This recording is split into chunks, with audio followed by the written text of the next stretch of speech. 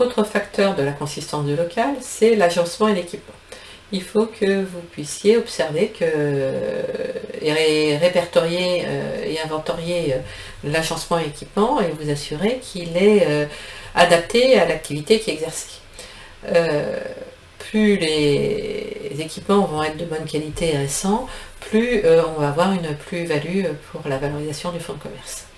Plus les équipements vont être vieux, obsolètes, plus on aura une moins-value.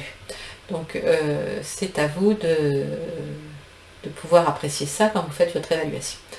Vous devez aussi regarder l'état et l'entretien du local, mais aussi du matériel et d'équipement.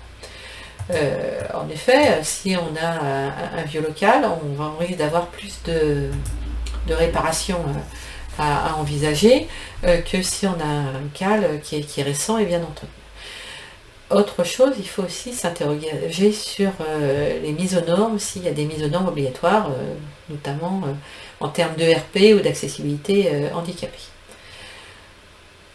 En termes de méthodologie, on fait comment pour pouvoir mesurer la vétusté des immobilisations? C'est tout simple, on va reprendre le bilan et puis on va faire un ratio de vétusté.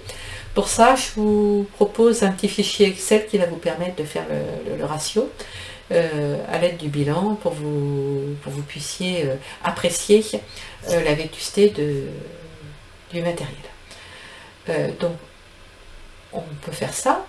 On demande aussi les éléments qui sont en rapport avec la déclaration d'accessibilité handicapée si c'est nécessaire.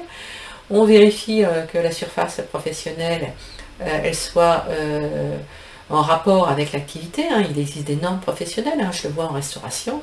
On sait qu'il faut pour un certain nombre de couverts, une certaine surface de cuisine, une certaine surface pour accueillir les clients. Ce que l'on fait également pour pouvoir apprécier l'entretien des locaux, et on demande les dernières grosses rénovations. Ce que je suis aussi amenée à faire, c'est de contrôler les frais de dépenses d'entretien des locaux par rapport au chiffre d'affaires. Ça me donne un ratio pour voir si l'entretien est fait régulièrement.